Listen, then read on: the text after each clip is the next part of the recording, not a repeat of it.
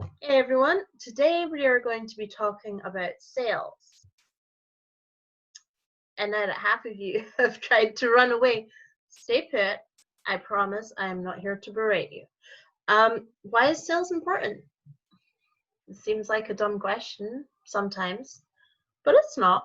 Sales are important because whether you're running your own business, as a lot of you might be, or you're working in a job, or really doing much of anything, you're going to have times where you need to sell somebody on your idea, on what it is you would like to do, and convince them that that is the best option for them.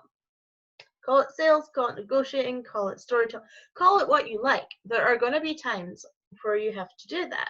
Now, in business, it's fairly obvious. We all know that if we don't sell what we're doing, we're not going to be making much in the way of money. Like, we might get one or two here or there, but it's not going to be consistent and it's not going to be life changing. I feel like we know this in our core. So I'll talk to you in a little minute. For the people here watching that are in, maybe in a job, maybe they've got some work, some business, and a mixture, it's still important in your job because you're going to have ideas there. You're going to have things that you want. It might be as simple as you would like to take a certain amount of time on your holiday. It might be as simple as, hey, you need to change your shift. It might be something like you want a promotion or you want a different job. Sales is involved in all of those things too, so don't tune out on me just yet. I'm going to mostly talk to the business people, but it's important for you too. And we're talking about sales as a general entity today, so listen up. Sales is important because it is something integral to the way we work as humans. For a long, long, long time, we have been trading one thing for another with people. Before money was a thing, we might trade our labor in creating woven baskets, for example, for something like meat. Or it might have been as simple as fish for veg. Whatever. There have been trades throughout time. We have done this thing constantly. Money came along and we started trading for money instead of directly for goods to goods. So we're still doing the thing, but a little differently. And now these days, we're all online to some degree or another, and we're trading like our knowledge and our thoughts and our ideas for money. And this is where it starts to get a little bit unglued, in my opinion, because it's not as easy to see what you're trading. And when we are going forward with our thing of value, which is our thoughts, our ideas, our way of problem solving or of being in the world, and we want money for that, we can see money as a very concrete thing. And we can see that our ideas are a bit more, well, they're useful, but to us personally, they don't feel that viscerally useful in the same way. It's not concrete to us. So it's really hard to determine your own value for these things that you're trying to trade. And that's a whole different topic. We went on a small tangent there, but the point is, selling is something that we have been doing through time. We've been doing really well, and it is a little trickier these days. And there are different ways of doing it. There are a lot of different ways, because we all do it slightly differently. We're human. You can categorize them into, well, I tend to put them into roughly 6 categories-ish. But if you go into the sales play, blah, blah, blah, blah, you see, if you go into the sales space online and look for training in sales, there's usually 1 or 2 ways that can go. Either you're going to be talking to the optimizing copywriting people over here, which say, look, you need to get your story right and your message right, and then people will more or less come to you. That's your copywriting people over here, usually. And then you've got your hustle type people over here that's like, nah, man, you just got to keep making the ask, keep doing it.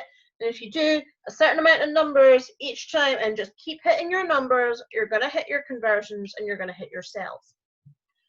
There's nothing inherently wrong with either way of doing that.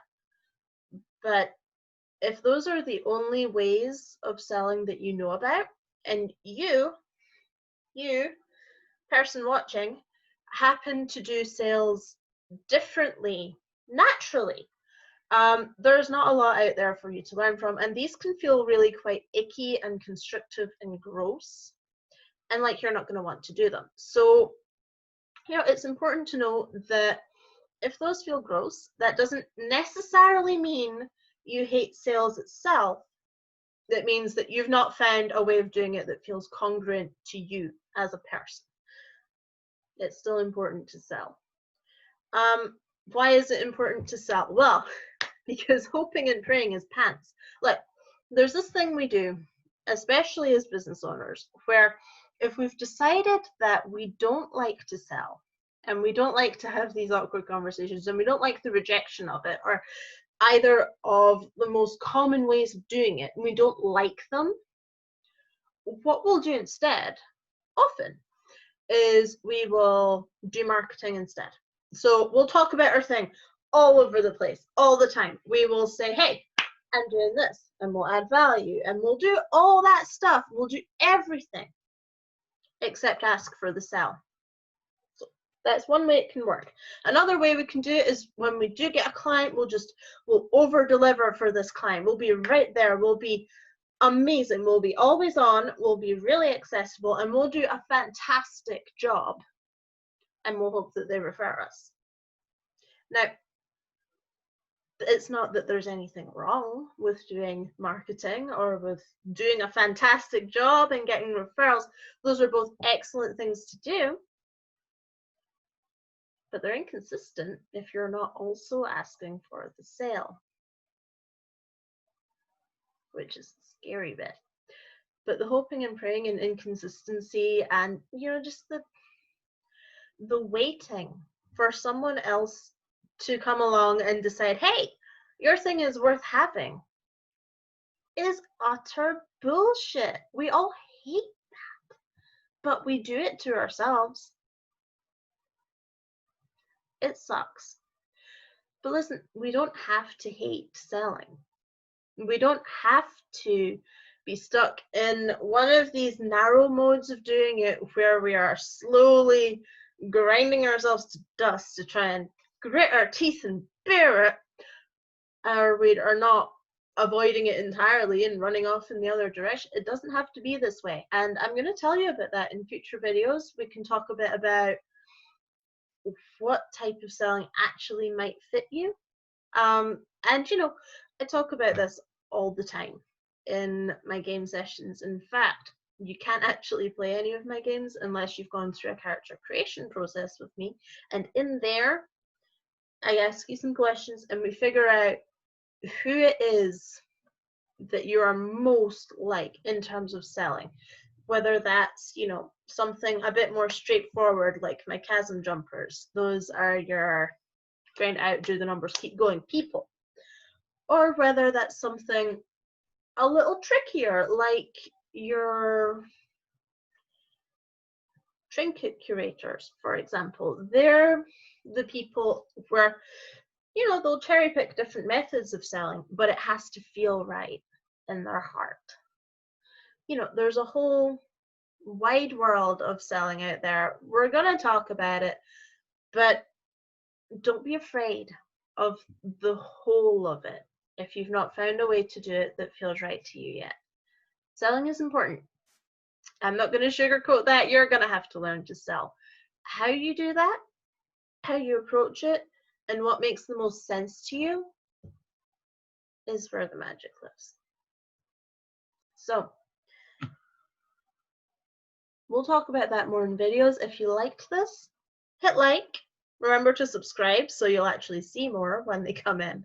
And if you are curious and want to learn a bit more about how you work just now, I have a quiz over on the website that will talk to you a little bit about where you procrastinate in your selling. So we'll figure out what the negative voice in your head is saying to you and which elemental companion you should really be listening to instead and what they would say to you about that.